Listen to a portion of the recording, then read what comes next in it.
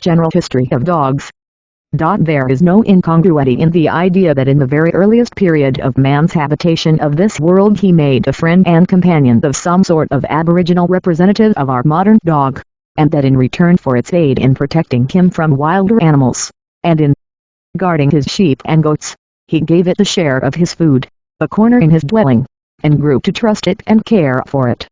Probably the animal was originally little else than an unusually gentle jackal, or an ailing wolf driven by its companions from the wild marauding pack to seek shelter in alien surroundings. One can well conceive the possibility of the partnership beginning in the circumstance of some helpless whelps being brought home by the early hunters to be tended and reared by the women and children. Dogs introduced into the home as playthings for the children would grow to regard themselves, and be regarded, as members of the family. In nearly all parts of the world traces of an indigenous dog family are found, the only exceptions being the West Indian Islands, Madagascar, the eastern islands of the Malayan Archipelago, New Zealand, and the Polynesian Islands, where there is no sign that any dog, wolf, or fox has existed as a true aboriginal animal. In the ancient Oriental lands, and generally among the early Mongolians, the dog remained savage and neglected for centuries, prowling in packs, gaunt and wolf-like, as it prowls today through the streets and under the walls of every eastern city. No attempt was made to allure it into human companionship or to improve it into docility. It is not until we come to examine the records of the higher civilizations of Assyria and Egypt that we discover any distinct varieties of canine form. The dog was not greatly appreciated in Palestine, and in both the Old and New Testaments it is commonly spoken of with scorn and contempt as an unclean beast.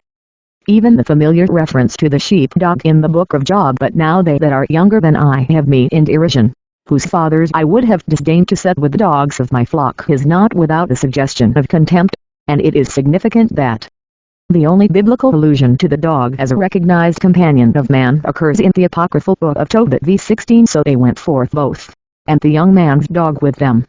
The great multitude of different breeds of the dog and the vast differences in their size, points, and general appearance are facts which make it difficult to believe that they could have had a common ancestry.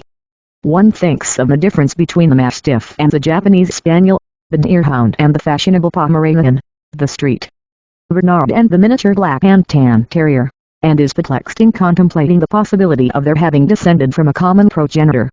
Yet the disparity is no greater than that between the Shire horse and the Shetland pony, the Shorthorn and the Kerry cattle, the Patagonian and the Pygmy. And all dog breeders note how easy it is to produce a variety in type and size by studied selection. In order properly to understand this question, it is necessary first to consider the identity of structure in the wolf and the dog. This identity of structure may best be studied in a comparison of the osseous system, or skeletons, of the two animals, which so closely resemble each other that their transposition would not easily be detected. The spine of the dog consists of 7 vertebrae in the neck, 13 in the back, 7 in the loins, 3 sacral vertebrae, and 20 to 22 in the tail. In both the dog and the wolf there are 13 pairs of ribs, 9 true and 4 false. Each has 42 teeth. They both have 5 front and 4 hind toes, while outwardly the common wolf has so much the appearance of a large, bare-boned dog, that a popular description of the one would serve for the other. Nor are their habits different.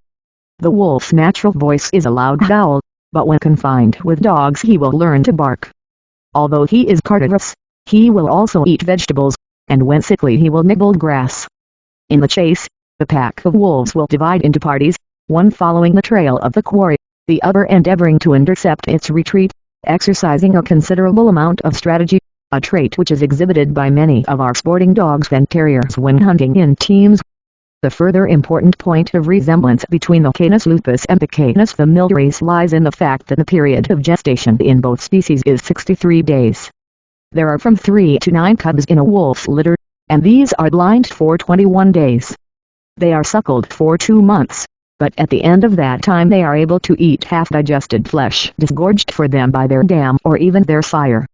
The native dogs of all regions approximate closely in size, coloration, form, and habit to the native wolf of those regions. Of this most important circumstance there are far too many instances to allow of its being looked upon as a mere coincidence.